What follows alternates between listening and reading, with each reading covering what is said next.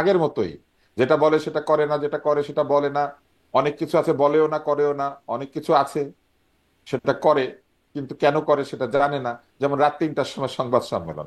আমার মনে আছে রাত 3টায় এই ধরনের কাণ্ড ঘটিয়েছিলেন আরেকজন, নাজমুল হাসান কলিমুল্লাহ। তিনি রোকেয়া বিশ্ববিদ্যালয় থেকে যেদিন তার ভিসি পদ চলে যাবে ওদিন রাতে 3টার সময় ক্লাস নিতে শুরু করছিলেন। কেন উনি রাতে 3টার সময় ক্লাস নিয়েছিলেন উনি ভালো জানেন। তো উনি বা কেন রাতে 3টার সময় কি গুরুত্বপূর্ণ সংবাদ সম্মেলন করলেন, তাতে করে কি উন্নতি হলো, এটা কেউ বুঝলো না। তাহলে রাতে 3টায় সংবাদ সম্মেলন না করে ফজরের আজানের পরে করলে অসুবিধা কি ছিল? জি। তো এটার কোনো কোনো প্রশ্ন নাই, কোনো উত্তর নাই। জি। হ্যাঁ, এবং এইটা প্রশ্ন করা যাবে না। অনেকগুলো আশিকুজ্জামান টুলুর একটা গান বিভ্রান্তি, আছে, এমনকি হতাশার জায়গাও আসলো। মানে আশা। আশিকুজ্জামান টুলুর একটা গান আছে শারমিন, এটা আমার বলতেই হবে এখন। আচ্ছা।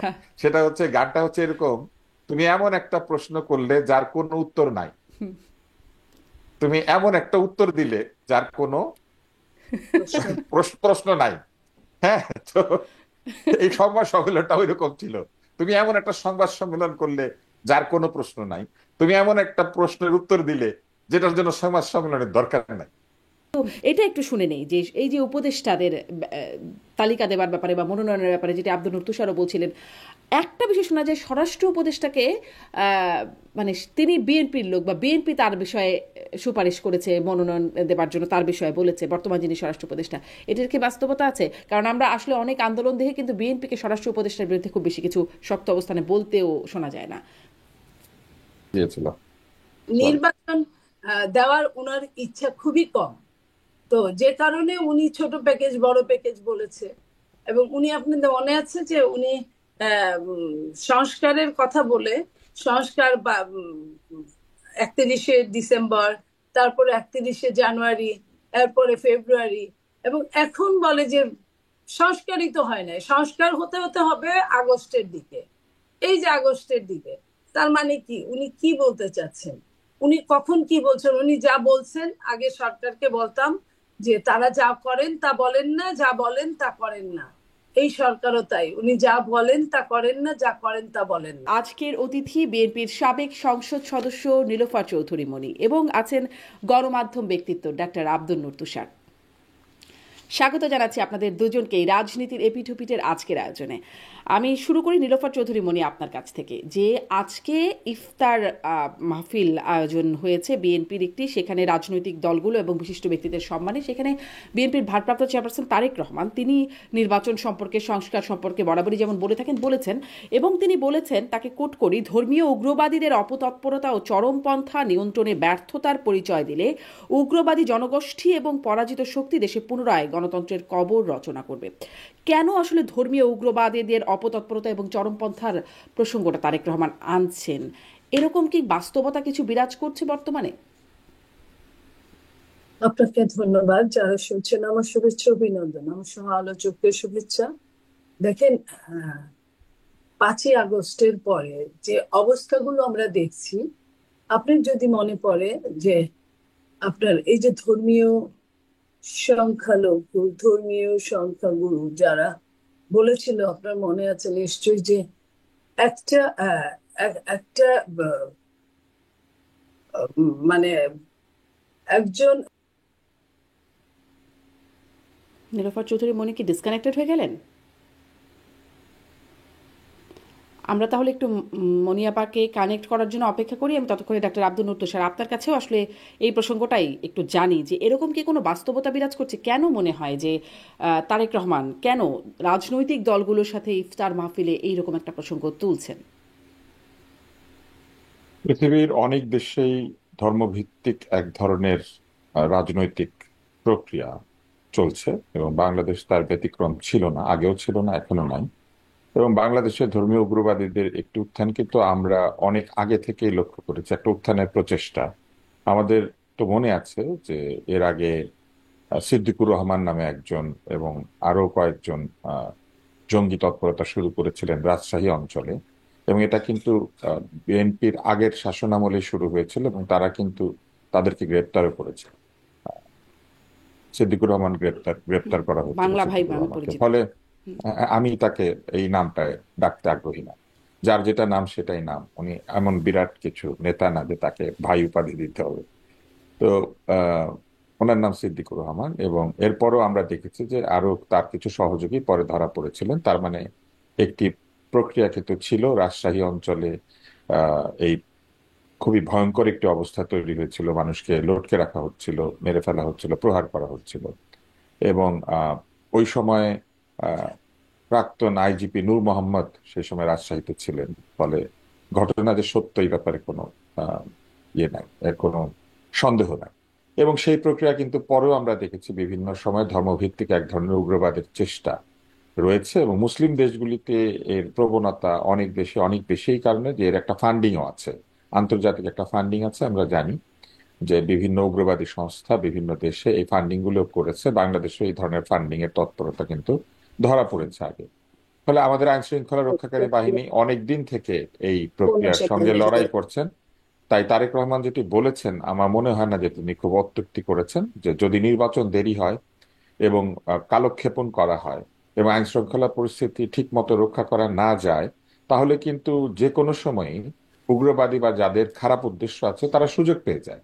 এবং এই বিষয়টি কিন্তু এর আগের যে সরকার ছিল, শেখ হাসিনা সরকার, তারাও কিন্তু এই কথাটাই বলতেন। ফলে এটা একটা ইউনিভার্সাল ট্রুথ যে আইন শৃঙ্খলা রক্ষা যদি ঠিক মতো করা না যায় তাহলে সুযোগ সন্ধানীরা অপতৎপরতা করবে, এবং তার মধ্যে ধর্মীয় উগ্রবাদীরা একটি অংশ, তারা সেটা করবে। শুধু যে ধর্মীয় উগ্রবাদী তাই নয়, আমাদের পাহাড়ি অঞ্চলে একদল বিচ্ছিন্নতাবাদীও আছেন, যদিও তারা অনেক উইক হয়েছেন আগের চাইতে, কিন্তু তাদেরও সুযোগ পেয়ে যাওয়ার সম্ভাবনা থাকে। ফলে যে কোনো রাষ্ট্রই তার নিরাপত্তার স্বার্থে আইন শৃঙ্খলা রক্ষার দিকে অনেক মনোযোগী হতে হয়।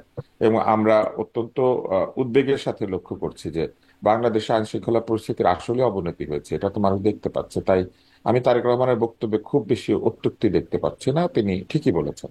জি, ঠিকই বলেছেন। আমি আসলে প্রসঙ্গটা এখানে আনছি যে এখন ধর্মীয় উগ্রবাদ বা চরমপন্থার বিষয়ে বিশেষভাবে বলার মতো কোনো অবস্থা কি আছে?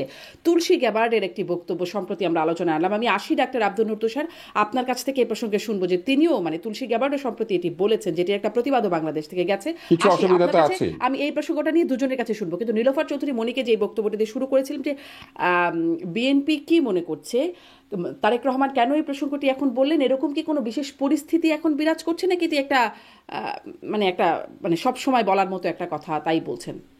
দেখেন, আমি যেটা বলছিলাম যে 5ই আগস্টের পরবর্তী সময়গুলো যে কোনো একটা ধর্মীয় ধর্মীয় সংগঠন তারা বলেছিল কি যে একটা উম, একটা জালিমকে বাদ দিয়ে আরেকটা জালিমকে আনবো, এই যে তারা যে বলেছিল। এবং তারা বিভিন্ন ভাবে এই যে উম, মানে কাকের বাসায় কোকিলের বাচ্চা জন্ম দিয়ে তারা যেভাবে করেছে, তারা এখন এটা খুবই দুঃখজনক যে ইন্টারিম গভর্নমেন্ট তারা কিন্তু কট হয়ে গেছে। তাদের তাদের আহ, আপনার এই যে এই অবস্থায় তারা একবার বলে ছাত্রদের কথা যে ছাত্ররাই হচ্ছে আপনার মাস্টার মাইন্ড, আবার 2-3 দিন পরে আবার বলে যে না, ছাত্ররা মাস্টার মাইন্ড না।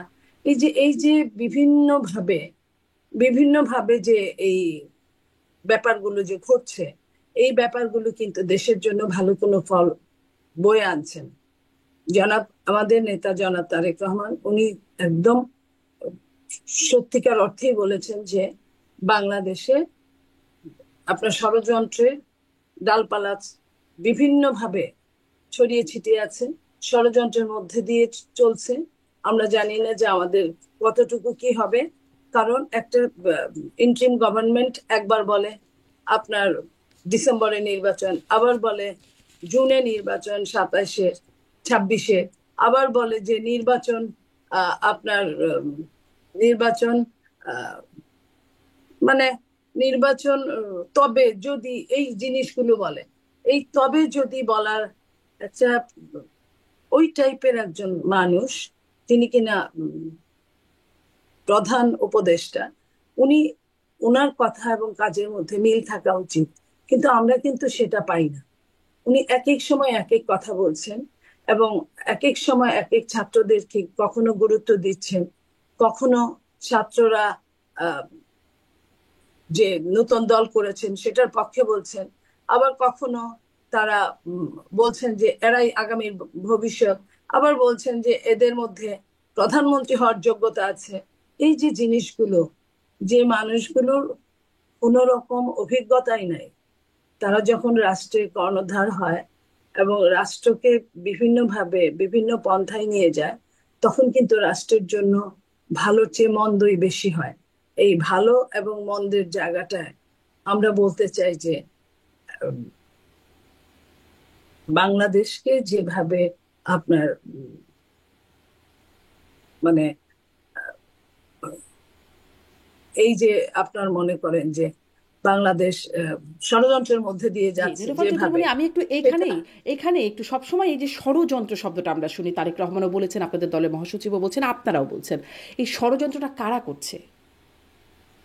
ষড়যন্ত্র কারা করছে আপনি কিন্তু নিশ্চয়ই বুঝেন শারমিন আপা। ষড়যন্ত্র, বাতাসে আমরা চলি, বাতাস কিন্তু আমরা দেখি না, কিন্তু বাতাস যে আছে, বাতাস ছাড়া আমাদের জীবন অচল, এটা কিন্তু আমরা বুঝতে পারি। সো ষড়যন্ত্রকে আমরা বুঝতে পারি, এই ষড়যন্ত্র কোন পর্যন্ত নিয়ে যেতে পারে এটা কিন্তু আমরা বুঝতে পারি, কিন্তু আমরা বলতে পারছি না। আমরা যখন মিল পাই তখন আমরা বলি আমরা বলেছিলাম সেই জিনিসগুলো। সো এইখানে বিএনপির ভারপ্রাপ্ত চেয়ারম্যান উনি প্রতিনিয়ত, প্রতিদিন আপনার এই ষড়যন্ত্রের কথা বলছে বিভিন্ন আঙ্গিকে। তো এই যে ষড়যন্ত্রের কথা বলছে, নির্বাচনের কথা বলছে, নির্বাচনটা যদি দিত তাহলে হয়তো ষড়যন্ত্রটাকে রুখে দাঁড়ানো যেত, কিন্তু নির্বাচন তো আপনার ঠিক সময় মতো হচ্ছে বলে আমরা মনে করি না। জি, কারণ এই নির্বাচন নির কখন হবে, সময় মতো হচ্ছে না কেন, কি হলে নির্বাচন হবে, যে যদি কিন্তু কথা বলছেন সেই প্রসঙ্গগুলোতেও আমি আসবো। ষড়যন্ত্র কে করছে এটা আমি মানে হচ্ছে এটি বুঝলাম, আপনার বক্তব্যতে স্পষ্ট, কে করছে সেটি স্পষ্ট হলাম না। আর ইসলামিক চরমপন্থা, এটাও একটু নীলোফার চৌধুরী আর এক লাইনকে একটু বলবেন যে এরকম কি কোনো বিশেষ বাস্তবতা আপনারা উপলব্ধি করছেন, এজন্যই তারেক রহমান বললেন এখন এই প্রসঙ্গটি, নাকি এটি সবসময় বলার মতো কথা বলেই তিনি বলছেন? দেখেন, উনি প্রতিনিয়ত, উনার সাথে তো একটা লেভেলের যোগাযোগ আছে সবার সাথে। বিএনপি একটা অনেক বড় একটা রাজনৈতিক দল, বিভিন্ন আঙ্গিকে বিএনপির সাথে যোগাযোগ থাকবে বিভিন্ন ভাবে, বাম ডান মধ্যপন্থা সবার সাথে। সেই জায়গা থেকে বিএনপি এই কথাগুলো বলতেই পারে, কারণ কথা এবং কাজের যখন মিল হয় না, তখন এইটা বলা ছাড়া তো আর কোনো উপায় থাকে না। আমি এটাই মনে করি। জি, নীলোফার চৌধুরী, ধন্যবাদ আপনাকে। আমি ডাক্তার আব্দুল নূর তুষার, আপনার কাছেও ওই প্রশ্ন দুটোই রয়ে যাচ্ছে, যেটাতে আগে প্রশ্ন করে গেলাম সেটাতেই আসি, যে এই ধর্মীয় উগ্রবাদ, চরমপন্থা নিয়ন্ত্রণে ব্যর্থতার পরিচয় দিলে উগ্রবাদী জনগোষ্ঠী দেশে পুনরায় গণতন্ত্রের কবর রচনা করবে, তারেক রহমান বলছেন। তুলসী গ্যাবার্ডের কথাও আপনি নিশ্চয়ই শুনেছেন, এটা নিয়ে অনেক আলোচনা হচ্ছে। তিনিও কিন্তু ইসলামিক খেলাফত, ধর্মীয় উগ্রবাদ, ইসলামিক টেরোরিস্ট, এই শব্দগুলো ব্যবহার করছেন তার বক্তব্যে। এরকম কি কোনো বাস্তবতা আদৌ আছে? এরকম বাস্তবতা সারা পৃথিবীতে আছে। আমাদের এখানে যে চরমপন্থার কথা আহ, সবাই ভাবছেন, সেই অবস্থায় চরমপন্থীরা পৌঁছায় না এখনো। কিন্তু আপনি যদি এটাকে শুরুতেই নিয়ন্ত্রণ করার চেষ্টা না করেন, অথবা সঠিক জায়গাতে নিয়ন্ত্রণ করার চেষ্টা না করেন, তাহলে চরমপন্থীরা বিকশিত হতে পারে, এবং সেরকম একটা পরিবেশ তৈরি হচ্ছে, এই ব্যাপারে কোনো সন্দেহ নাই। কেননা বড় বড় শিক্ষা প্রতিষ্ঠানের মধ্যে আহ, ধর্মীয় পতাকা হাতে কিংবা খিলাফত চাই বলে মিছিল হচ্ছে, মিছিল হয়েছে, এবং একাধিক সোশ্যাল মিডিয়া সাইট থেকে নানা ধরনের এরকম প্রচারণা হচ্ছে। বলার চেষ্টা করা হচ্ছে যে গণতান্ত্রিক যে রাজনৈতিক দলগুলি রয়েছে তাদের হাতে বাংলাদেশ নিরাপদ না, এবং নানানভাবে সোশ্যাল মিডিয়া থেকে শুরু করে রাজনীতির ময়দানে বিভিন্ন কথাবার্তার মধ্যে দিয়ে এক ধরনের নেতিবাচক বক্তব্য দেওয়ার চেষ্টা করা হচ্ছে যে অতীতে যে রাজনৈতিক দলগুলি বাংলাদেশে রাজনীতি করেছে তারা কেউই বাংলাদেশ পরিচালনার জন্য উপযুক্ত নয়। এই বিষয়টি আসলে ঠিক না, এইভাবে আসলে বলা সঠিক নয়। এই জন্য যে রাজনৈতিক দলগুলি এক একটি প্রক্রিয়ার মধ্যে দিয়ে তৈরি হয় এবং দীর্ঘ সময়ের পরীক্ষার মধ্যে দিয়ে তারা সামনে অগ্রসর হয়। রাজনৈতিক দলের নেতৃত্ব পরিবর্তিত হয়। আমরা যদি চীনের দিকে তাকাই, আমরা যদি রাশিয়ার দিকে তাকাই, তাহলে দেখবো যে কমিউনিস্ট পার্টি নেতৃত্ব পরিবর্তনের মধ্যে দিয়ে অনেক বেশি গণতান্ত্রিক হয়ে গিয়েছিল রাশিয়াতে। গর্বাচভ কি নেতৃত্ব পরিবর্তিত হয়েছিল? কমিউনিস্ট পার্টির ভেতরেই কমিউনিস্ট পার্টির এমন কিছু লোক নেতৃত্ব পেয়েছিলেন যারা সেই সময় সোভিয়েত রাশিয়াকে সংস্কারের নামে আহ, ভেঙেছিলেন এবং আলাদা আলাদা রাষ্ট্রে পরিণত হয়েছিল। এটা ভালো মন্দ বিচার করার জন্য আমি কথাটা বলছি না। আপনি যদি চীনের দিকে তাকান, তাহলে মাও সেতুং যখন মৃত্যুবরণ করলেন, তারপরে কিন্তু তার স্ত্রীকে পর্যন্ত চার কুচক্রীর একজন হিসেবে বিচারের মুখোমুখি হতে হয়েছে। ফলে দল যদি একটাও হয়, সেই দলের ভেতরে যারা ক্ষমতায় থাকেন বা যারা নেতৃত্বে থাকেন, তাদের পরিবর্তনের মধ্যে দিয়েও কিন্তু দলের নীতি পরিবর্তিত হতে পারে। তাই কোনো দল যদি ভালো আচরণ করে, খারাপ আচরণ করে, বা কোথাও ব্যর্থ হয়, কোথাও সফল হয়, সেই জন্য কোনো দলকে ছুড়ে ফেলে দেওয়ার কোনো অবকাশ থাকে না। তাই এই কথা যদি বলা হয়, আমরা আগেও তো বিএনপিকে দেখেছি, আগের যে বিএনপি দেখেছেন, তার চেয়ে এই বিএনপি পরিবর্তিত বিএনপি হতে হতে পারে। ফলে বিএনপিকে তো আমাদেরকে এই কথা বললে হবে না যে আমরা চাই না, আমরা চাই না, না শুধু আমরা রিজেক্ট করে দেওয়ার একটা জায়গাতে তো চলে যেতে পারি না। তেমনি আপনি যদি অন্যান্য সকল দলের কথাই বলেন, কমিউনিস্টদের কথা বলেন, যেমন সিপিবির ভবন দখল করার জন্য একটা চেষ্টা চলছে, এটা তো এক ধরনের উগ্রবাদী চিন্তা। সিপিবির ভবন কেন দখল করতে হবে? সিপিবির নেতৃত্ব যদি ভুল পথে সিপিবিকে নিয়ে গিয়ে থাকে, সেই নেতৃত্ব বাদ দিয়ে নতুন নেতৃত্ব দিয়ে সিপিবিকে গড়ে তুলতে হবে। নেতাদের ভুলের জন্য বা দলের ভুল পলিসির জন্য সকল কর্মী, সকল সদস্য, সকল ভোটার তো দায়ী হতে পারে না, তাই না? ফলে এই যে উগ্রবাদী চিন্তা, এই চিন্তা রাজনীতির মধ্যে প্রবেশ করলেই যেটা ঘটে, তখন ধর্মীয় উগ্রবাদীরাও উগ্র কথা বলার জন্য একটা পরিবেশ পেয়ে যায়। খিলাফত খিলাফত বলে যে স্লোগান দেওয়া হচ্ছে, বাংলাদেশের সংবিধান কি খিলাফত সমর্থন করে? খিলাফত আসলে কি? খিলাফতি শাসন পৃথিবীর কোথায় আছে? পৃথিবীর কোথাও কি খিলাফতি শাসন আছে? সৌদি আরবে আছে, মিডল ইস্টে আছে, ইয়েমেন কিংবা সিরিয়াতে আছে, ইরাকে আছে, ইরানে আছে, কোথাও তো খিলাফতি শাসন নামে কোনো শাসন নাই। ফলে এই যে টার্মগুলি আসছে, এগুলি তো অবশ্যই উদ্বেগজনক। এবং ধর্মীয় শাসন মানেই তো এই নয় যে কোন একটি প্রাচীন পদ্ধতিতে দেশকে শাসন করতে হবে। ধর্ম বহু বিষয়ে উদার হয়েছে, আধুনিক হয়েছে। ধর্মের মধ্যে ইজমা এবং কিয়াসের মাধ্যমে ধর্মীয় রীতিনীতি পরিবর্তিত হয়েছে। যে সৌদি আরবে মেয়েরা গাড়ি চালাতে পারতো না, সেই সৌদি আরবে মেয়েরা বাহিনীতে পর্যন্ত যোগ দেওয়ার পরিস্থিতিতে চলে গিয়েছে। ফলে ধর্মীয় অনুশাসনের মধ্যে দিয়ে যে কোনো দেশের মানুষ পরিচালিত হয়। এবং বাংলাদেশ তো এমনও নয় যে বাংলাদেশ কেবলমাত্র একটি ধর্মের দেশ। বাংলাদেশে কোটির উপরে সনাতন ধর্মাবলম্বী আছে, বাংলাদেশে খ্রিস্টান ধর্মাবলম্বী আছে, বৌদ্ধরা আছেন। এবং বাংলাদেশের মুক্তিযুদ্ধ হয়েছিল এই স্লোগানের মধ্যে দিয়ে যে হিন্দু, মুসলিম, বৌদ্ধ, খ্রিস্টান সবাই একটি দেশের নাগরিক, তারা বাঙালি। এই জাতীয়তাবাদ নিয়ে তর্ক আছে আওয়ামী লীগ বিএনপির মধ্যে, এই জাতীয়তাবাদ নিয়ে কমিউনিস্ট পার্টির সাথে বিএনপির তর্ক আছে, কিন্তু সেইটা তর্ক থাকতেই পারে, সেটা একটা সুস্থ তর্ক। কিন্তু এই কথা তো বলার অবকাশ নাই যে এই দেশটা শুধুমাত্র মুসলমানদের। এই জি। দেশটা তো শুধুমাত্র কিন্তু কিন্তু মুসলমানদের নয়। এইরকম এইরকম পরিবেশ সৃষ্টি হচ্ছে কেন, যে চরমপন্থা বিকাশের পথ সৃষ্টি হচ্ছে বা পরিবেশ সৃষ্টি হচ্ছে বলছিলেন আপনি, এরকম বিকাশের সৃষ্টি হচ্ছে আম- কেন? আমি আসলে তো যেহেতু রাজনীতি করি না, আমি রাজনীতিবিদদের মতো উত্তর দিতে পারবো না। ষড়যন্ত্র বলে আসলে তেমন কোনো শব্দ নাই। কৌশল আছে, অপকৌশল আছে। একটি দল বা কোনো মতকে ঠেকানোর জন্য আপনি অ্যাবাভ দ্য বেল্ট খেলতে পারেন, মুষ্টিযুদ্ধে যেটাকে বলে নিয়মের মধ্যে থাকা, আর বিলো দ্য বেল্ট খেলতে পারেন। অপকৌশলগুলি হচ্ছে বিলো দ্য বেল্ট, মানুষকে অনৈতিকভাবে আক্রমণ করা বা অপকৌশল অবলম্বন করে কাউকে আটকে রাখা বা ঠেকানোর চেষ্টা করা। তাই আমি বলবো যে আহ, এই সরকার মূলত সাধারণ মানুষকে এই নিরাপত্তা দেওয়ার ক্ষেত্রে অনেক বেশি শিথিল অবস্থায় আছেন। আমরা দেখছি যে যে কোনো সময় একদল লোক একত্রিত হয়ে মব তৈরি করে মানুষের ঘরবাড়ির মধ্যে প্রবেশ করছেন। তারা মানুষের ঘরের মধ্যে প্রবেশ করে তাদের মূল্যবান জিনিসপত্র রাখার যে জায়গা, সেগুলো খুলে খুলে পরীক্ষা করছেন। হুম। লুকিয়ে থাকতে পারে সেই ব্যক্তি কি বিছানার চাদরের তলে লুকিয়ে থাকতে পারে, সেই ব্যক্তি কি ফ্রিজের মধ্যে লুকিয়ে থাকতে পারে, কিন্তু আমরা দেখেছি একদম রীতিমতো তারা ক্যামেরা সহ প্রবেশ করেছেন। একজন বিবাহ বিচ্ছেদ হয়েছে এমন একজন লোকের বাড়িতে, কারণ একদা তিনি কারো মেয়ের জামাই ছিলেন, এবং ঢুকে তারা ড্রয়ার খুলছে, তারা জুতার আলমারি খুলছে, জুতা গুনছে। তো এইটা কি বোঝা, এটা মানে এটা তো যে কোনো সাধারণ মানুষ, একটা ছোট বাচ্চাও বুঝবে যে মানুষ খোঁজার নাম করে এইভাবে ঢুকে পড়ে ড্রয়ার খোঁজা, ফ্রিজ খোলা, হ্যাঁ, বাসন পেয়ালা উল্টায় দেখা, এইটা তো কোনো আইনের শাসন হতে পারে না। ফলে এই জিনিসগুলি যারা করেছে তাদের কতজন গ্রেপ্তার হয়েছে? মানুষের বাড়ি ঘর ভাঙার জন্য যন্ত্রপাতি নিয়ে যাওয়া হচ্ছে। এই বিষয়ে বাধা তো দেয়া হয়ই না। বহিঃপ্রকাশ, মানুষের ক্ষোভের বহিঃপ্রকাশ ঘটানোর জন্য মানুষ কি করে? মানুষ আইনের কাছে আশ্রয় প্রার্থনা করে। আমি ক্ষুব্ধ, সেজন্য কি আমি যার প্রতি ক্ষুব্ধ তাকে শারীরিকভাবে আক্রমণ করতে পারি? পারি না। আমি রাষ্ট্রের কাছে, সরকারের কাছে বিচারের জন্য আবেদন করতে পারি। আমি আমার ক্ষুব্ধ অবস্থাকে জানিয়ে আমি আইনের কাছে তার প্রতিকার চাইতে পারি। কিন্তু যদি একটি সিস্টেম এই ক্ষুব্ধতাকে লেজিটিমেসি দেয় যে আপনি ক্ষুব্ধ তাই আপনি কারো বাড়ির মধ্যে ঢুকে আপনি তার ঘর বাড়ি ভাঙবেন, তাহলে যে ভুলটা হয়েছে সেটাই ঘটেছে। এবং সেই ভুলের কারণে এখন মানুষ ইনসিকিউর ফিল করছে। এবং ইনসিকিউরিটি কি একটা ঘটনা? আপনার কি মনে আছে কিছু লোক লুকিয়ে আছে এই তথ্যের ভিত্তিতে ইন্টারনেটে প্রাপ্ত এক ধরনের বক্তব্যের মাধ্যমে চিটাগাঙে একটা বিবাহের অনুষ্ঠানে লোকজনকে আক্রমণ করেছিল, যেটা নেভির একটা হলের মধ্যে হচ্ছিল। ইফতার পার্টিতে আক্রমণ করছে লোকজন। হ্যাঁ, এবং এই ধরনের অদ্ভুত অদ্ভুত ঘটনা ঘটছে। তো এইগুলা তো মানুষকে ইনসিকিউর করে ফেলে, যে আপনি নিরাপদে একটা ইফতার করতে পারবেন না, আপনি নিরাপদে একটা বিবাহের দাওয়াত খেতে পারবেন কিনা আপনি জানেন না। আমাকে যদি এখন কেউ বিয়ের দাওয়াত দেয়, আমি আগে জানার চেষ্টা করি ওইখানে কেউ আসছেন কিনা, যার জন্য বিয়ের দাওয়াতের মধ্যে কেউ ঢুকে পড়তে পারে। তো এইটা তো কোনো স্বাভাবিক অবস্থা না, এবং এই অস্বাভাবিক অবস্থাটাকে ডিনায়ালের কোনো সুযোগ নাই। এটাকে ডিনাই করে বলা যে না এরকম কিছু ঘটছে না, আগেও এরকম ছিল, আগেও এরকম ছিল, এটা যদি বলেন তাহলে আর আপনাদেরকে দিয়ে দরকার কি? আপনারাই বলছেন যে আগেও এরকম ছিল, আমরাও এরকম।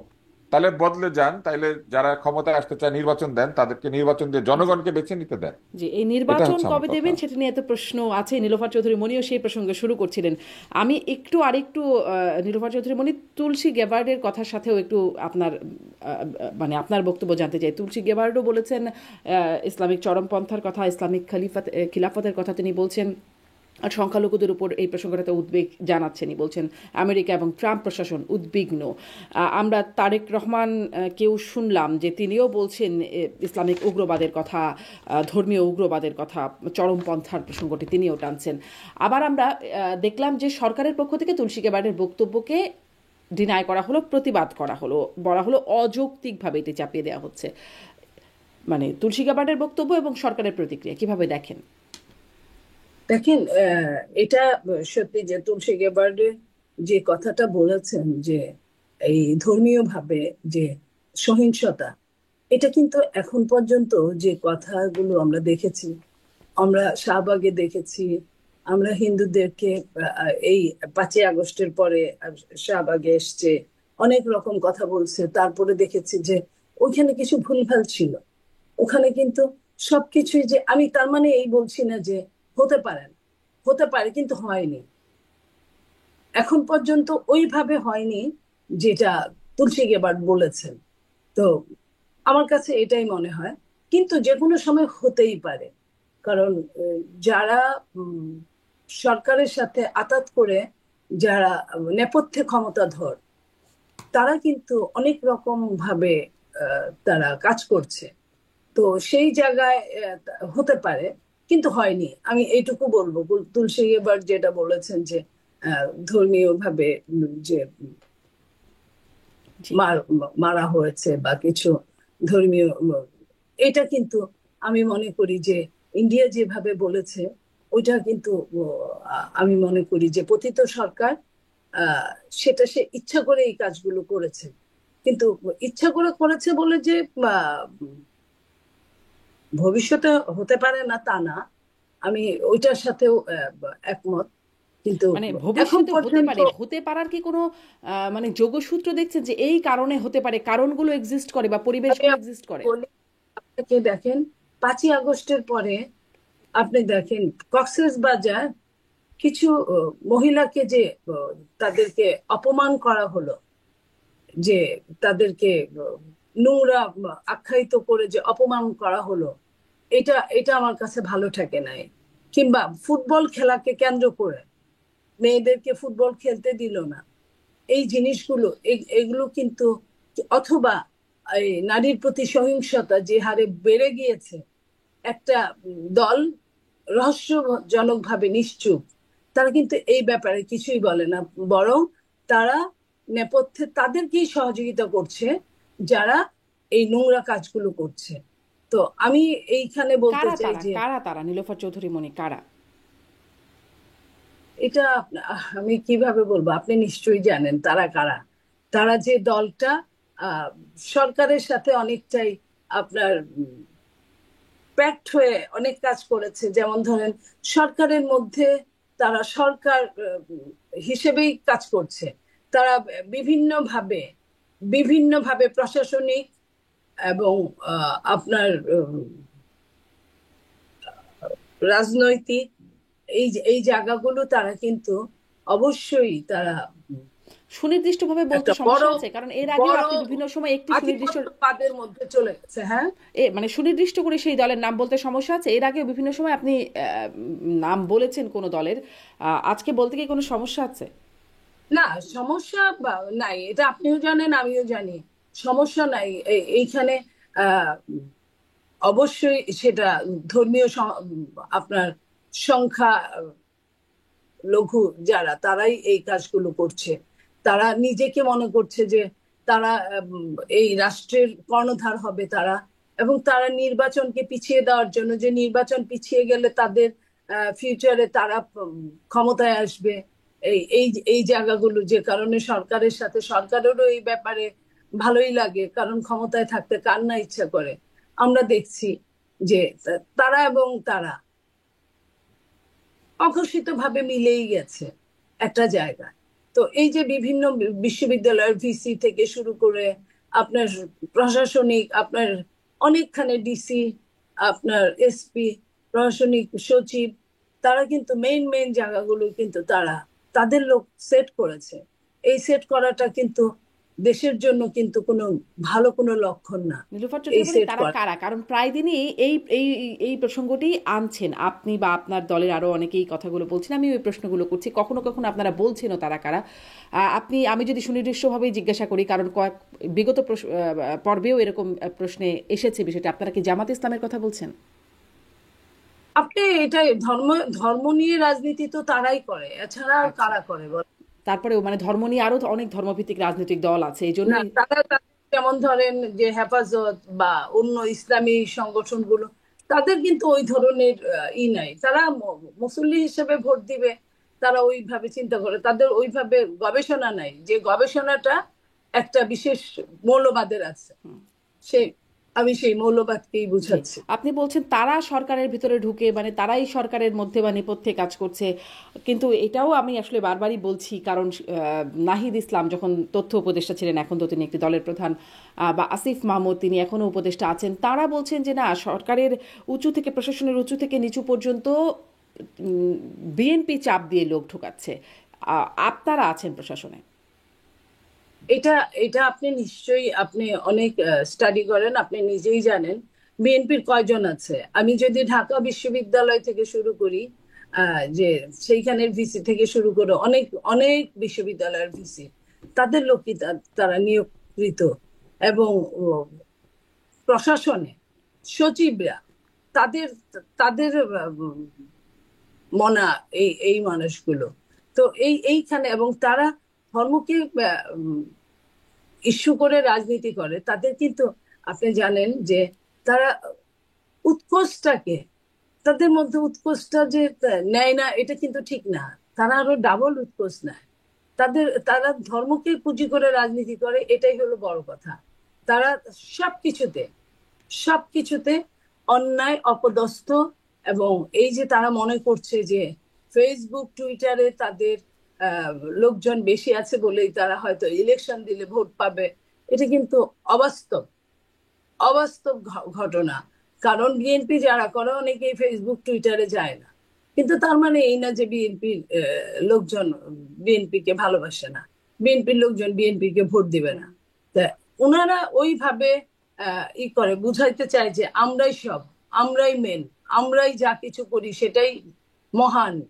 তো এই যে জি, তাদের যে এই যে মহানুভবতা, এই মহানুভবতা কিন্তু সাধারণ জনগণের মহানুভবতা না, সাধারণ জনগণের জন্য ভীষণ ভীষণ খারাপ একটা জি, অধ্যায়। স্পষ্ট। এই নীলোফার চৌধুরী মনি, আপনাকে ধন্যবাদ। আমি ডক্টর আব্দুল নূর তুষার, ওই প্রসঙ্গটা রয়ে যাচ্ছে, মানে দুইটা, আমি একটু চাচ্ছিলাম তুলসী গ্যাবার্ডের যে বক্তব্য সেটা নিয়ে একটু শুনতে আপনার কাছে, যে তার যে বক্তব্য এবং তার প্রেক্ষিতে সরকারের যে প্রতিক্রিয়া, সেটি আপনি আগে বলবেন নাকি আসলে এই প্রসঙ্গটিতে আগে বলবেন, যেটি নীলোফার চৌধুরী মনি যে প্রসঙ্গটিতে ছাড়লো, যে এখন সরকারের মধ্যে ওতপ্রোতভাবে জড়িত বা নেপথ্যে আছে জামাতে ইসলামী, এবং এখন তারাও সেখানে, এখন সরকারের বিভিন্ন গুরুত্বপূর্ণ জায়গায় তারা চলে গেছেন, বিশ্ববিদ্যালয়গুলোতে তারা চলে গেছেন। আগে ছিল আওয়ামী লীগ, এখন চলে আসছে জামাত, আর সরকারের লোকজন বলছিলেন যে চলে আসছে বিএনপি। পার্থক্যটা কি হলো?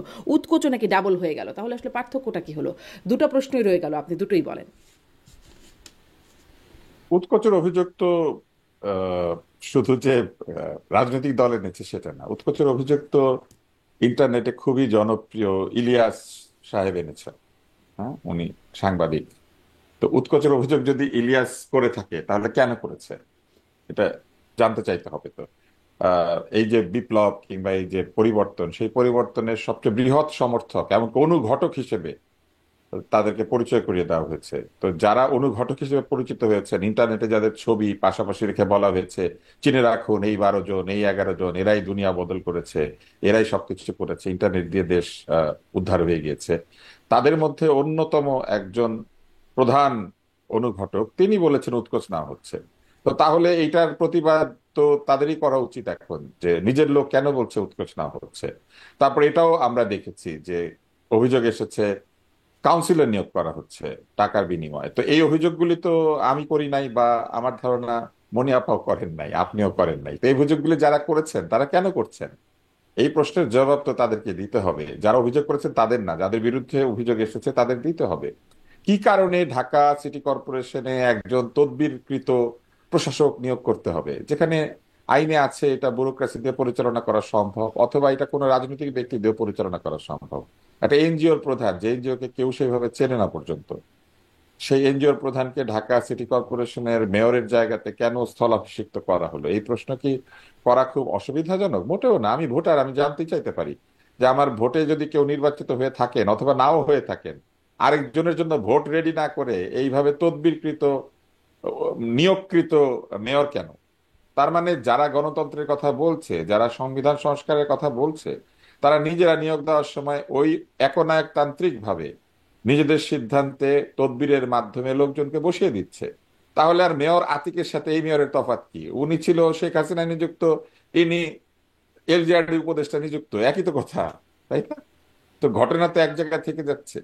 এই নিযুক্ত জায়গা থেকেই তো আমরা মুক্তি চেয়েছি। তারপরে দ্বিতীয় হচ্ছে উৎকোচের কথা যদি বলেন, অনেক প্রমাণ আছে। আমার কাছে জানতে চাইলে আমি স্বাস্থ্য বিভাগে যে উৎকোচ লেনদেন হয় সেটা প্রমাণ দিতে পারবো।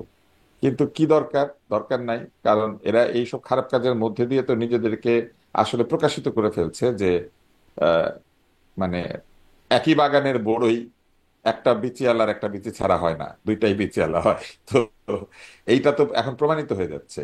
আরেকটা বিষয় আছে, মনি আপা বলতে পারেন নাই কোন দল, আমি বলি আওয়ামী লীগ যে কত ব্যর্থতার সঙ্গে দেশ পরিচালনা করেছে তার একটা বিরাট উদাহরণ হচ্ছে একটা দলের সভাপতি তাদের দলের মধ্যে লুকিয়েছিল। এরা সাধারণ মেম্বারকে ধরে পিটিয়েছে যে তুমি কেন শিবির করো, তুমি কেন জামাত করো, আর ওই দলের সভাপতি তাদের মধ্যে লুকিয়েছিল, তারা বুঝতে পারে নাই। তা আজকে যে খারাপ অবস্থা, এই অবস্থার তো একটা বিরাট কারণ আওয়ামী লীগ নিজে।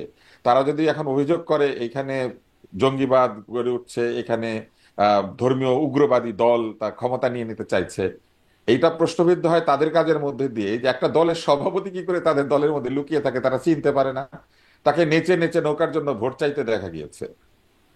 ভিডিও দেখেছি আমি, আমি জানি না এটা আসল না নকল, কিন্তু আমি ভিডিওতে দেখেছি যে নেচে নেচে নৌকার জন্য ভোট চায় আরেকটা দলের সভাপতি। এইবার আপনি আমাকে বলেন ইসলামে কোথায় আছে যে আপনি ইসলামের পক্ষে লড়াই করার জন্য আপনি কাফেরদের দলের মধ্যে লুকিয়ে থাকবেন? মানে আমি কাউকে কাফের বলছি না, মানে কোথায় আছে যে যাদেরকে আপনারা মনে করেন তারা ইসলামপন্থী না, ইসলামের 12টা বাজাচ্ছে, সেই ইসলামের 12টা বাজানো দলের মধ্যে লুকিয়ে থাকার ফতোয়া কোথায় আছে? এটা তো আমি জানতে চাইতেই পারি। আমি একজন প্র্যাকটিসিং মুসলমান, তা আমি তো জানতেই চাইতে পারি যে ইসলামের কোন জায়গায় বলা আছে যে লুকিয়ে থাকা যাবে শত্রু শিবিরে। তাই না? মনে করেন সালাউদ্দিন লুকিয়ে আছে রিচার্ডের শিবিরে, এটা কোথায় আছে? এটা কি আছে কোথাও? তো এই ঘটনা আওয়ামী লীগ ঘটতে দিয়েছে। এবং একটা দলের কৌশলের মধ্যে যদি এইটা থাকে যে সে তার শত্রু শিবিরে শত্রুর জন্য ভোট চাইতে পারে, তাহলে জনে জনে এই প্রশ্ন করতে হবে যে আওয়ামী লীগ যখন নির্যাতন করেছে, লোকজনকে ধরে পিটিয়েছে, গণরুমে লোকদেরকে রেখেছে, এরা কি গণরুমে থেকেছিল? ছাত্রলীগ যখন লোকজনকে গণরুমে রাখিয়ে জুতা পালিশ করিয়েছে, লোকজনকে সালাম করিয়েছে, যেটা নিয়ে আমি প্রতিবাদ করেছি যে এটা কি ধরনের কথা যে দেখলে পরে সালাম দিতে হবে, জুতা পালিশ করবে, খাবার এনে দিতে হবে, জুনিয়রদের দিয়ে এই ধরনের র্যাগিং বা এই ধরনের আহ, কামলা খাটানোর মানে এই সংস্কৃতি কোথা থেকে ছাত্রদের মধ্যে আসলো? এই প্রশ্ন যখন আমি করেছি, একই প্রশ্ন আমি এখনো করতে চাই যে যারা লুকিয়ে ছিল তারা কি কামলা খাটতো?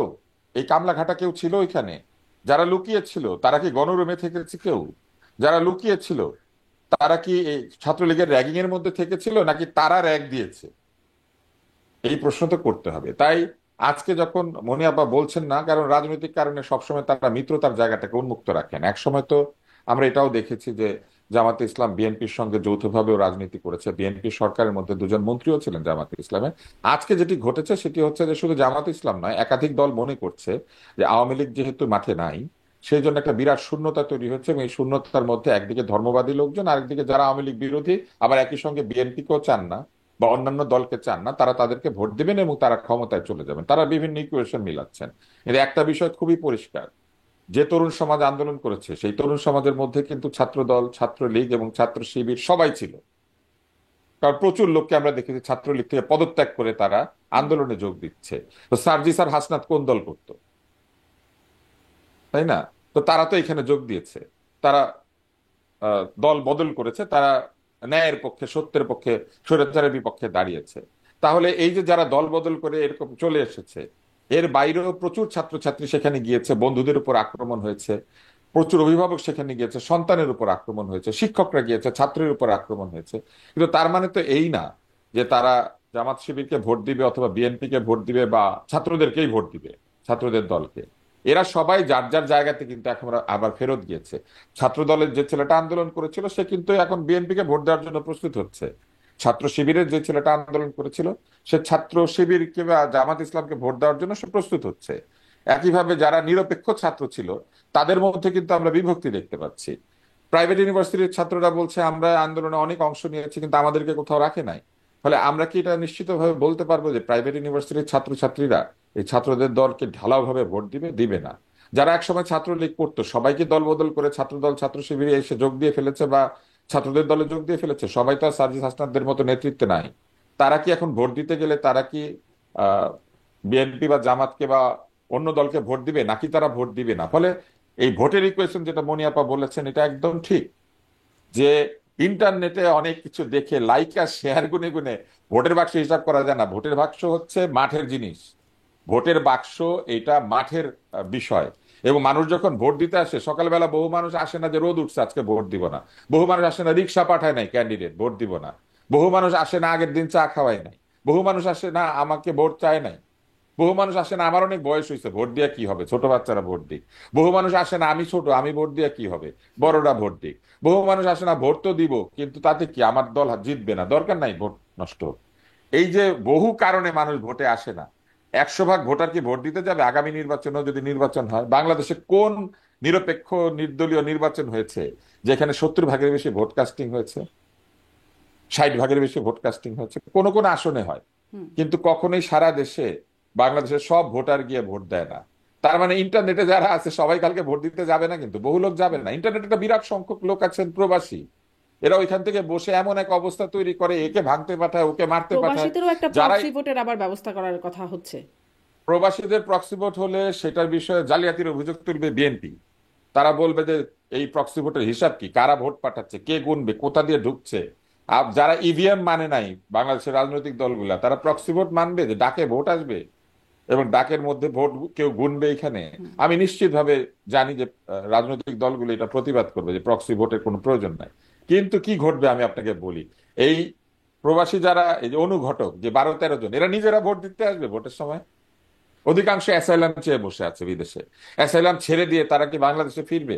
বাংলাদেশে যদি তারা ফিরতে চায় তাদেরকে অ্যাসাইলাম শেষ করে বলতে হবে যে আমার বাংলাদেশ নিরাপদ হয়ে গিয়েছে, আমাদের আর বাংলাদেশে কোনো ভয় ডর নাই, আমরা যাচ্ছি বাংলাদেশে ভোট দিতে। এরা আসবে ভোট দিতে। এবং আপনি যে ধরেন প্রক্সি ভোট হইলো না, দূতাবাসে দূতাবাসে ভোটের ব্যবস্থা করলেন, যারা বিদেশে আছে তারা দূতাবাসে গিয়ে ভোট দিল, সেই ভোটের ট্রান্সপারেন্সি, সেই ভোটের স্বচ্ছতা কে রক্ষা করবে? এখানে একটা বড় প্রশ্ন আছে। সরকার নিজেকে নিরপেক্ষ, সরকারের মধ্যে যারা ছিলেন তাদের মধ্যে থেকে কেউ কেউ বের হয়ে গিয়ে একটা রাজনৈতিক দল তৈরি করেছে।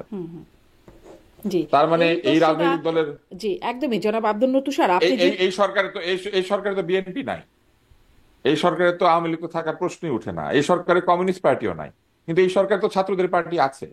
ছাত্রদের পার্টিতে যোগ না দিলে কি হবে? পরিষ্কার আমরা জানি যারা আন্দোলন করেছে তারা কি ছাত্রদের এই দলের বিপক্ষে? তো কিন্তু যারা যেটি আন্দোলনে কিন্তু যেটি নেতৃত্ব শোনা দিয়েছে, যায়, যেটি ছাত্রদের মধ্য থেকেই বলে, অনেক টেলিভিশন টকশোতেও বলেন যে সরকারের উপদেষ্টা কারা হবে সেটির তালিকা দেওয়ার সময় বিএনপিও সেই তালিকা দিয়েছে। নীলুফার চৌধুরী মনি নিশ্চয়ই এই বিষয়টা একটু এই বিষয়টিকে যোগ করে বলবেন, সরকারের নিরপেক্ষতা নিয়ে তাহলে আমি এটার একটা খালি উত্তর দিয়ে দিই যে আচ্ছা। বিএনপিও তালিকা দিয়েছে, বাকি দলগুলা দেয় নাই কেন? বাকি দলগুলোর বাদ দিল কেন? শুধু বিএনপির কাছে তালিকা নিবে কেন? তাইলেও তো এই সরকার নিরপেক্ষ না, তাই না? এখানে কমিউনিস্ট পার্টির মনোনীত কে, এইখানে জামাত ইসলামের মনোনীত কে, সেটাও তো বলতে হবে। বিএনপি দিতে পেরেছে, জামাত কাউকে দেয় নাই, তাহলে জামাতের লোকটাকে সেটাও তো বলতে পারতে হবে। আরেকটা বিষয় খুবই আহ, প্রণিধানযোগ্য, বই লেখা হয়েছে, সেই বইয়ের মধ্যে পরিষ্কার বলা হয়েছে যে আমরা দিয়েছি, লিস্ট দিয়েছি, আমরা বলেছি কে হবে কে হবে না। আমরা 11 জনকে আগেই ঠিক করে রেখেছিলাম। যারা 11 জনকে ঠিক করে রেখেছিল তারাই একটা দল বানিয়েছে, তো তাহলে তাদেরই তো মনোনীত উপদেষ্টা সব। তাহলে এটা বললে তো হবে না, এই সরকার অবশ্যই নিরপেক্ষ না, এই সরকার বিপ্লবের দলের পক্ষের সরকার। জি, সেটি তারা শুরুতে বলেওছে, আবার নিরপেক্ষও বলছে। আমি নীলোফার চৌধুরীমণি আপনার কাছ থেকেও একটু শুনতে চাই যে বিএনপি, এটি একটু স্পষ্ট হই, আমার প্রধান প্রশ্নটা আসলে নির্বাচন প্রসঙ্গে হবে, প্যাকেজ সংস্কারের বিষয়ে হবে, কিন্তু এটা একটু শুনে নেই যে এই যে উপদেষ্টাদের তালিকা দেওয়ার ব্যাপারে বা মনোনয়নের ব্যাপারে যেটি আব্দুল নূর তুষারও বলছিলেন, একটা বিষয় শোনা যায় স্বরাষ্ট্র উপদেষ্টাকে মানে তিনি বিএনপির লোক বা বিএনপি তার বিষয়ে সুপারিশ করেছে মনোনয়ন দেবার জন্য, তার বিষয়ে বলেছে বর্তমান যিনি স্বরাষ্ট্র উপদেষ্টা। এটার কি বাস্তবতা আছে? কারণ আমরা আসলে অনেক আন্দোলন দেখে কিন্তু বিএনপিকে স্বরাষ্ট্র উপদেষ্টার বিরুদ্ধে খুব বেশি কিছু শক্ত অবস্থানে বলতেও শোনা যায় না। দেখেন, যে কোনো উপদেষ্টা, একটা মানুষ সারা জীবন একই পন্থা থাকবে এমন কোনো কথা না। উনি উনি যে অবস্থায় দেশ চালাচ্ছে, মানে হোম হোম মিনিস্ট্রি একটা বিশাল একটা ব্যাপার, যেখানে আইন শৃঙ্খলার চরম অবনতি, যেখানে উনি রাত 3টার সময় প্রেস কনফারেন্স ডাকে, সেইখানে আমার তো মনে হয় বিএনপির জন্য যে কথাটা আপনি বলেছেন, সে বিএনপির জন্য কাজ করছে, আমার কাছে এটা মনে হচ্ছে। সে কাজ করছে তার সরকারের জন্য, এবং সে দেখেন কিভাবে পতিত সরকার যেভাবে কথা বলতেন, উনিও কিন্তু ঠিক একইভাবে কথা বলছেন। উনিও বলছেন যে কি আপনার আইন শৃঙ্খলা আগের চেয়ে ভালো, আগের চেয়ে, সেইখানে আপনার আগের চেয়ে ভালো আইন শৃঙ্খলা, যেখানে আপনার আইজিপি বলেছেন যে দেশে চুরি ডাকাত রাহাজানি বেড়ে গিয়েছে। তো তার আইজিপি যদি বলে চুরি ডাকাত রাহাজানি বেড়ে গিয়েছে, উনি রাত 3টার সময় প্রেস কনফারেন্স ডাকলেন, রাত 3টায় প্রেস কনফারেন্সের কিন্তু একটা বিশেষ একটা কজ থাকে। তো 3টার সময় ডেকে যদি বলে যে আইন শৃঙ্খলা আগের চেয়ে ভালো, তার তো আগের সরকারের মতোই উনি কথা বলছেন। তো আগের সরকারের মতো কথা বললে বিএনপির পক্ষ নিয়ে কথা বলবেন, এটা আমার কাছে মনে হয় না। লঙ্কায় যে যায় তারই নাম রাবণ, আমার কাছে মনে হয়। এইখানে যে অবস্থায় অন্যরা আপনার আসছে, আপনার একই অবস্থায় হোম উপদেষ্টা একই অবস্থায় আসছে, আমার কাছে মনে হয় যে উনি দেখেন এত খারাপ অবস্থা, উনি কিন্তু পদত্যাগ করলেন না, এবং উনি স্বীকারও করলেন না। তো এই যে অবস্থাটা, তার মানে সে আপনার লোভ তাকে হাতছানি দিয়ে ডাকে, লোভের মধ্যে সে বসবাস করছে, লোভের মধ্য থেকে সে অনেক অনেক কিছু, যেটা আপনার মনে করেন যে, যেটা তুষার ভাই বললেন যে স্থানীয় সরকারের যে শতাধিক 50 লক্ষ টাকা করে, এটা ইলিয়াস বলেছে, আমরা বলিনি, ইলিয়াস কিন্তু এই সরকারেরই দূষর, সেই বলেছে। তো সেই তারা যে অবস্থা করছে ঠিক একই অবস্থায় উপদেষ্টাদেরও কিন্তু, তাদেরও কিন্তু স্বচ্ছতা নিয়ে অনেক প্রশ্ন আছে। তারা যে স্বচ্ছ, তারা কিন্তু আয় ব্যয়ের হিসাব দেয় না এখনো অনেকেই। আপনার যখন নাহিদকে নিয়ে কথা হলো যে তার কত টাকা সে ইনকাম করেছে 6 মাসে 5 মাসে, তখন কিন্তু সে একটা ব্যাংকের একটা ইসের কথা বললো যে তার 10,000 টাকা আছে, 10,000 সামথিং। এটা কি বিশ্বাস্য? কারণ 10,000 সে তো বেতন, তার সে তো ছাত্র ছিল, তার খরচ কত, সে তো বেতন পায় লক্ষাধিক টাকা, তাহলে তার তো এমনিই 10,000 টাকা থাকার কথা না। তো সেইখানে সে এটা দেখালো। তো আমরা এটা মনে করছি যে সরকারের মধ্যে থাকা মানুষগুলো আপনার এইখানে অন্যায়ভাবে আগের সরকারও যেভাবে কাজ করত, এখনকার সরকারও ঠিক একইভাবে কাজ করছে। হতে পারে তাদের পরিধি কম, তাই এর আগের সরকার 15.5 বছরের ছিল, একটা নেগেটিভ, প্রাতিষ্ঠানিকভাবে নেগেটিভ কাজ করতো, নেগেটিভিটি। তো এইখানে তাদের সময় হলো 7 মাস, তাদের 7 মাস হিসেবে যতটুকু করার দরকার তাহলে ততটুকুই তো এই তারা প্রশ্নটা করছে। খুবই যৌক্তিকভাবে আসে, এত রক্ত দিয়ে এত গণ অভ্যুত্থান করে দেশের এত কিছু মানে এত মানুষের প্রাণ গেল, এত স্থাপনার ক্ষতি হলো, সবকিছু করে লাভটা কি হলো যদি আগের সরকারের এই মতো একই পথে একইভাবে যদি উৎকোচ আরো ডাবল হয়, একই পথে যদি চলে, তাহলে লাভটা কি হলো? কিছুই লাভ হলো না। লঙ্কায় যে যায়, আমি বললাম আপনাকে, তারই নাম রাবণ। আপনার এটা দুঃখজনক যে এরা জুলাই অভ্যুত্থানের কথা বলে এসেছে, এদের কোনো পিছু টান ছিল না, এদের অত খরচ নাই, তারপরেও এরা যেভাবে অন্যায় আমরা আপনাদের মাধ্যমেই দেখছি, শুনছি বা প্রত্যক্ষ করছি, তারা যেভাবে অন্যায়ভাবে কাজ করছে, তাতে আমার মনে হয় না যে বাংলাদেশের সিস্টেম কখনোই ভালো কিছু হবে। বাংলাদেশে যারা আমাদের মতো দুই একজন ভালো পন্থায় থাকে তারা আসলে ফুলিশ, তাদেরকে ফুলিশই ধরা হয়। তারা মানে পারে না, এই জন্যই মনে করা হয় যে নইলে আপনার দেখেন যে এই সরকারের, এই জুলাই অভ্যুত্থানের সরকারের তো এই ঘটনাগুলো হওয়ার কথা ছিল না, কিন্তু এটাই হচ্ছে। আপনি দেখেন এই যে ছেলেগুলো, এদের বডি ল্যাঙ্গুয়েজ, এদের শিক্ষা, এদের কথা বলার ধরন, সবকিছু মিলে আমি তো অবাক হয়ে থাকি যে কিভাবে সম্ভব আহ এইভাবে কথা বলা। যে এইভাবে মনে হয় যে তারা দৌড়াচ্ছে দৌড়াচ্ছে, কিসের পিছে দৌড়াচ্ছে তারা জানেন। এই যে সারাক্ষণ তারা এই আপনার কি তাদের অফিসটা কত কস্টলি একটা জায়গাতে তারা অফিস নিয়েছে, তাদেরকে আপনার কি বলে হোটেল ইন্টারকন্টিনেন্টালে তাদের ইফতারি, এটা তো চিন্তাই করা যায় না যে মানুষটা 2 দিন আগে 10 টাকা লোকাল বাসের টাকা বাঁচিয়ে হেঁটে যেত ঢাকা বিশ্ববিদ্যালয়তে, নীলক্ষেতে বা নিউ মার্কেটে বা সায়েন্স ল্যাবরেটরিতে, সেই মানুষটা আজকে ইন্টারকন্টিনেন্টালে আপনার ইফতার করে। তাহলে ভালোটা হলো কোথায়? আমরা তো এই জায়গাটায় সত্যি খুব দুঃখজনক। এই দেশের কোনো আহ, ভালো কিছু আমি আমি দেখি না। আমার এখন মনে হয় যে কেন যে আমি রাজনীতি করতে গেলাম, তার চেয়ে আমি যদি চোর আমলা হতাম তাও বোধহয় ভালো হতো। চোর আমলা, তো আমলারা যেভাবে এই যে শিখাচ্ছে তাদেরকে, আপনার যদি পিরোজপুরের ডিসি যখন গাড়ি রিকোজিশন করে আপনার ছাত্রদেরকে গাড়ি দেয়, তখন বুঝতে হবে যে এই আমলারা তাদেরকে সম্পূর্ণরূপে নষ্ট করে ফেললো। এই যে আমাদের যে নষ্ট করা, নষ্ট সমাজে আপনার না আমলাদের চারিত্রিক বৈশিষ্ট্য আছে, না নেতাদের চারিত্রিক বৈশিষ্ট্য আছে, না নূতনদের আছে, না পুরাতনদের নীলোফার আছে। চৌধুরী মনি, আপনাকে আপনাকে ধন্যবাদ। এই নষ্ট সমাজটা উন্নতি করবার জন্যই এত গণ অভ্যুত্থান হলো, এত কিছু হলো। জনাব আব্দুল নূর তুষার, ডাক্তার আব্দুল নূর তুষার, আপনার কাছে এটি তাহলে কি আমাদের মানে সেই হতাশার জায়গায় চলে যাবার সময় এটাই চলে এসেছে, যেটি নীলোফার চৌধুরী মনি বলছিলেন যে কিছুই লাভ হলো না? আসলে কি কিছুই লাভ হলো না? এত রক্ত বৃথা গেল?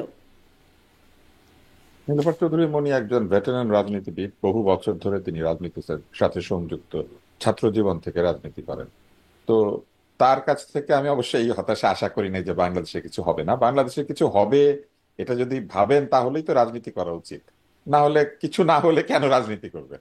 আমরা তো মনে করি যে যারা প্রকৃত সৎ রাজনীতিবিদ, তিনি যে দলেরই হোক না কেন, মানুষের কাছ থেকে তিনি ভোট পাবেন, সংসদে যাবেন, আমাদের জন্য ভালো নীতি, ভালো কিছু তারা প্রণয়ন করবেন, আইন প্রণয়ন করবেন, এবং তার মধ্যে দিয়ে বাংলাদেশ একটা পজিটিভ জায়গাতে পৌঁছাবে। এত বছর রাজনীতি করার পরে যখন তার মতো মানুষ এরকম হতাশা প্রকাশ করেন, তাহলে এটা আমাদের বুঝতে হবে যে হতাশা প্রকাশের পেছনে নিশ্চয়ই কারণ আছে। তা না হলে এত বছর রাজনীতি, এত কষ্ট বা এত কিছু করার পরে, অনেক ধরনের সংগ্রামের মধ্যে দিয়ে যাওয়ার পরে একজন কেন বলবে যে বাংলাদেশের আসলে মনে হয় না কিছু হবে, বা যারা সৎ তারা ফুলিশ? একটু আগে তিনি বলেছেন তো এই কথাটা, যে যারা সৎ আসলে তারা হয়তো ফুলিশ।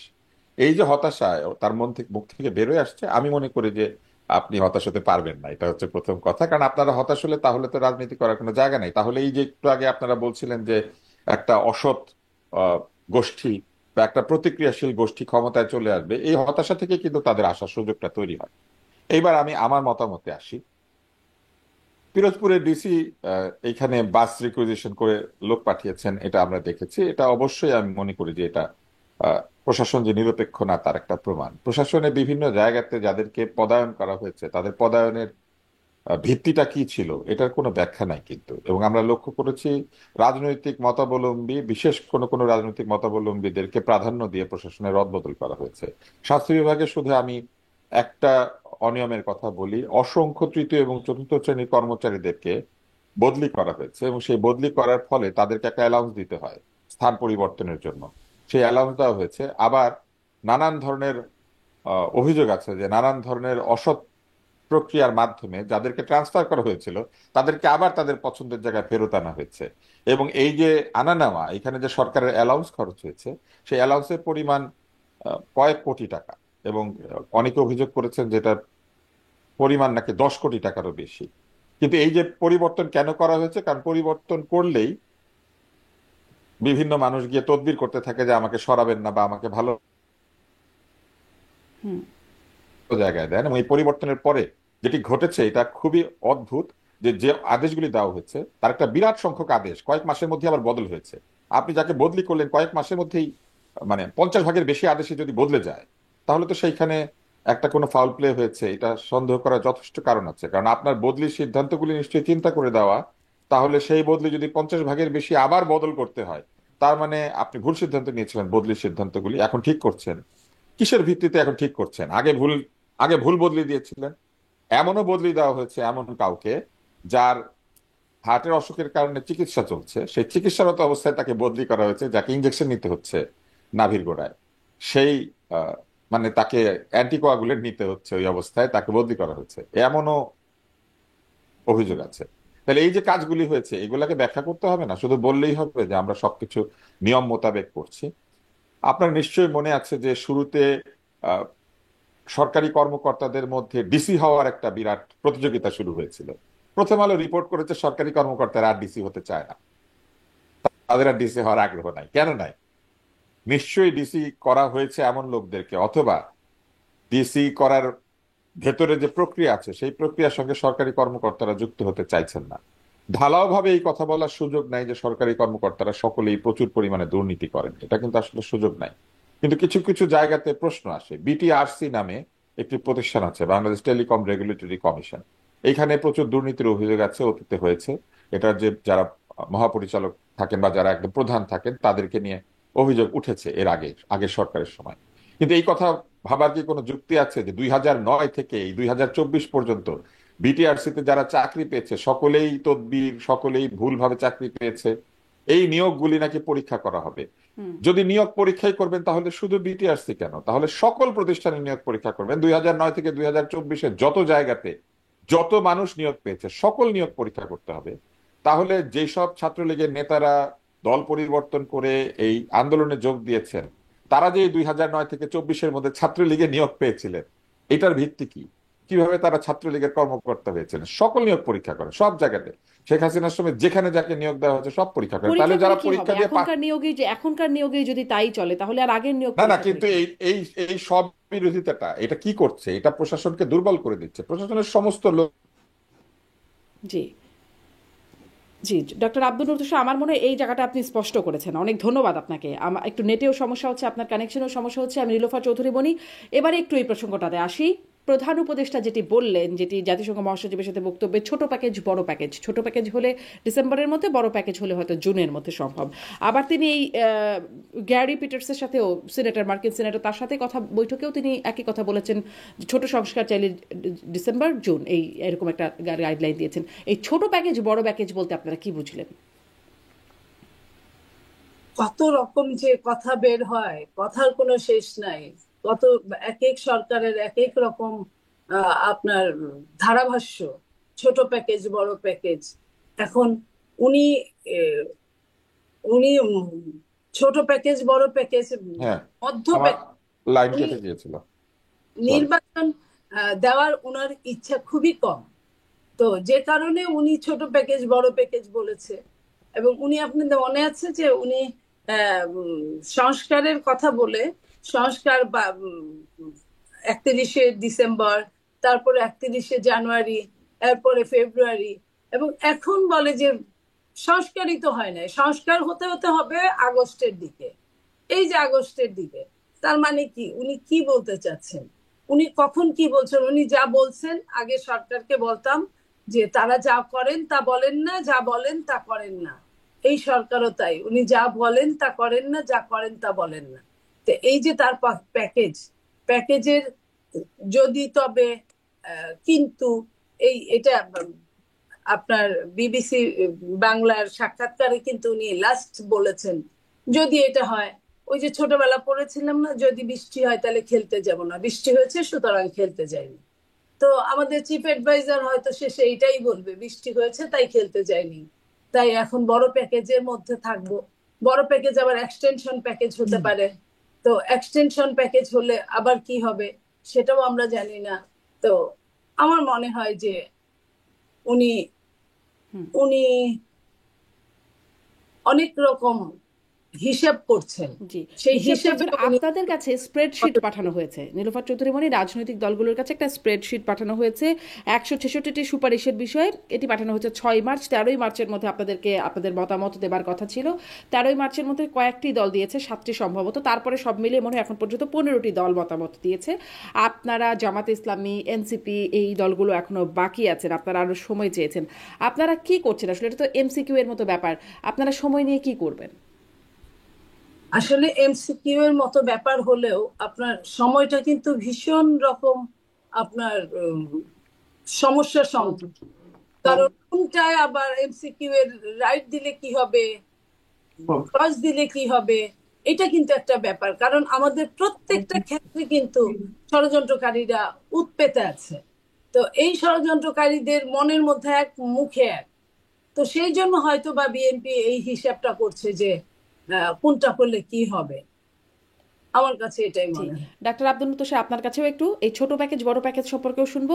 আর এই যে এমসিকিউ একটা স্প্রেডশিট দেয়া হলো রাজনৈতিক দলগুলোর কাছে, এই প্রক্রিয়াটাও কেমন? ছোট প্যাকেজ, বড় প্যাকেজ, মাঝারি প্যাকেজ, এটা থাকতে পারে। আমাদের টি শার্ট যখন পরি তখন XL, M, double XL, triple XL থাকে না তো? আমার মনে হয় সংস্কারের ওইরকম আছে, বড়, ছোট, মাঝারি, শিশু থাকতে পারে, সেটা কোনো অসুবিধা নাই। কিন্তু এটা আমাদেরকে জানতে হবে যে শিশুর সাইজটা আসলে কতটুকু এবং ট্রিপল এক্সেল এর সাইজটা কতটুকু। এটা তো একটা স্ট্যান্ডার্ড ব্যাপার আছে। ছোট প্যাকেজ বড় প্যাকেজ বললে তো হবে না, প্যাকেজটা কোথায়, কোন প্যাকেজে কি আছে। আমরা যখন বিদেশে বেড়াতে যাই বলে যে, কিংবা ধরেন উমরা হজে যায় কেউ, বলে যে আমাদের প্যাকেজ হচ্ছে 3 স্টার, সেখানে আপনি থাকবেন কাবা ঘর থেকে এত দূরে, আপনি খাবার পাবেন এরকম, আপনি বাস পাবেন, আপনি গাড়ি পাবেন না, আপনি সাথে জিয়ারতের সুযোগ পাবেন, এরকম ব্যাপার থাকে না তো? ভিআইপি প্যাকেজ থাকে না, হজের মধ্যেও থাকে, কিন্তু লেখা থাকে তো যে কোন প্যাকেজে কি থাকে।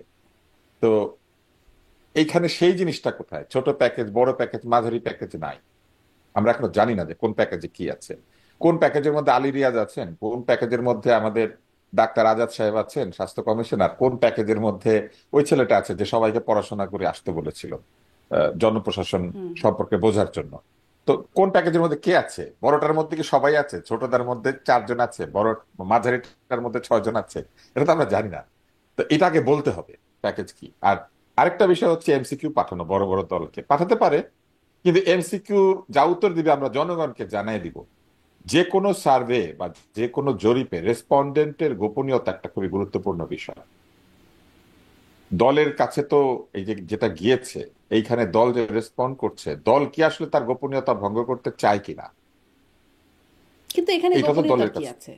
সংস্কারে কি অবশ্যই আছে। চাই কি চাই না এটার মধ্যে গোপনীয়তা কি শোনেন, আছে? শোনেন, এইবার আমি বলি, এই যে আপনি প্রশ্নটা করেছেন না, আমার খুব ভালো লেগেছে। হিসাব চাইলে বলেছে অন্য দল কি হিসাব দিয়েছে, তাহলে আমরা দিব কেন?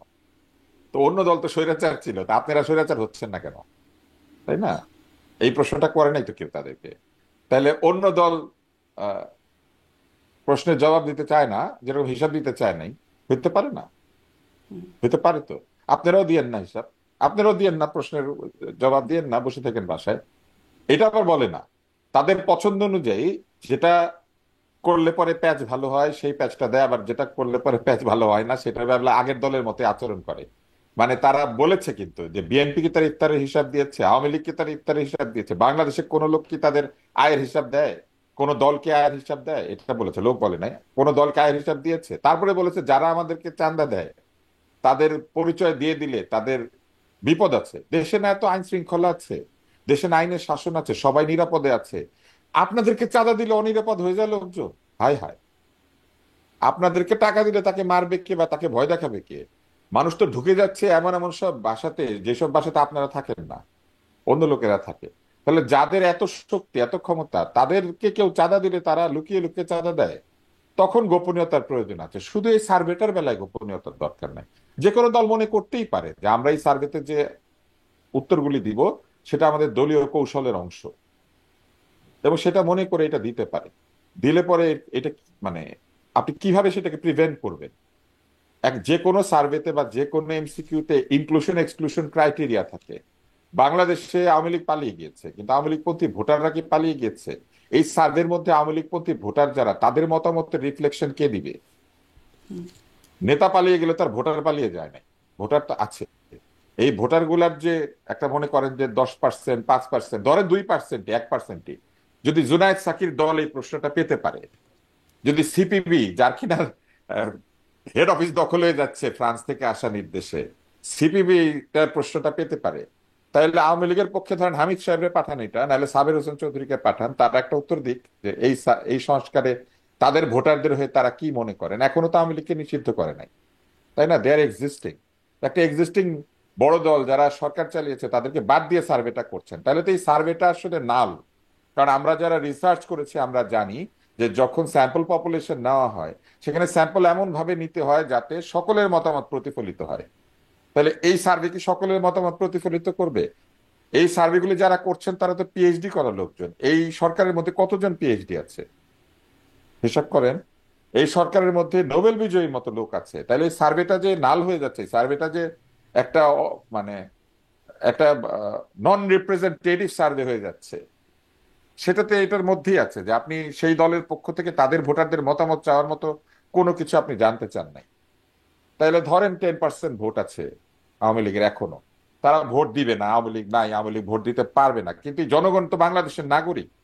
সেই 10% লোকের মতামত এই সার্ভের মধ্যে কিভাবে প্রতিফলিত হবে সেটার কোনো উপায় বলা আছে? নাকি বলে দিবে যে না, আপনারা যারা ভোট দিতে আসেন না, তাই না? সার্ভেতে যেমন বলেছে যে আপনাদের মতামতের দরকার নাই, তাহলে ভোটের সময় কি বলবে আপনাদের ভোটের দরকার নাই?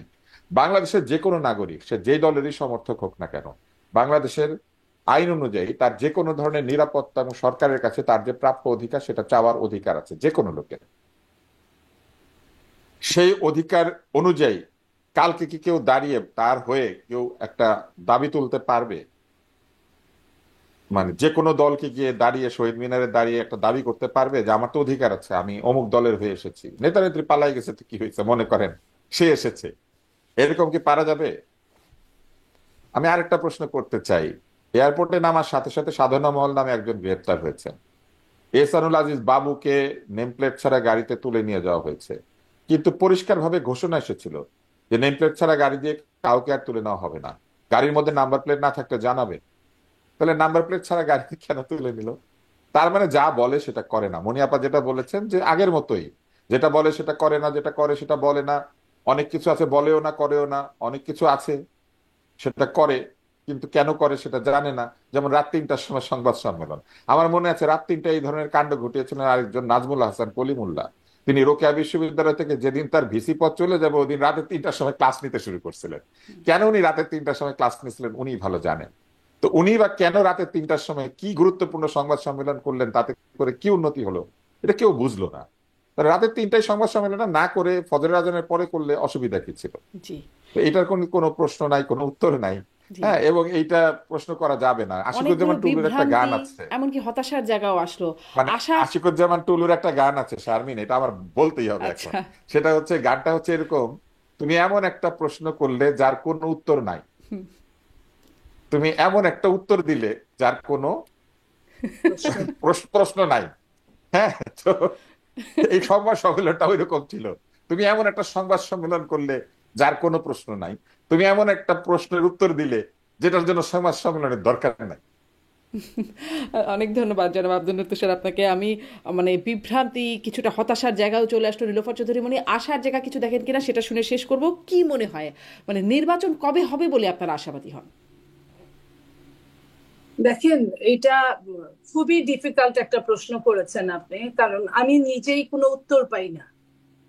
ওই যে যেটা তুষার ভাই বললেন যে তুমি এমন একটা প্রশ্ন করলা যার কোনো উত্তর নাই, হ্যাঁ, হ্যাঁ। তো যে এমন একটা উত্তর বললা যার কোনো প্রশ্ন নাই। আমি এইটাই বলতে চাই যে এই প্রশ্ন এবং উত্তরটা আমি দেখতে চাই, কারণ একজন চিফ অ্যাডভাইজার, সে তার কথা এবং কাজের মিল থাকা উচিত। আমি খুব মানে কষ্ট পাই যে ওই লেভেলের একজন মানুষ যার কথা এবং কাজের কেন মিল থাকবে না। তো আমি আমি আমি দেখতে চাই এবং আশা করতে চাই যে নির্বাচনটা সঠিক সময় হবে, যদিও আশাটা সঠিক মতো আমাদেরকে আশাবাদ দেয় না। অনেক ধন্যবাদ নীলোফার চৌধুরী মনি আপনাকে, অনেক ধন্যবাদ ডাক্তার আব্দুল লতিফ স্যার আপনাদেরকে।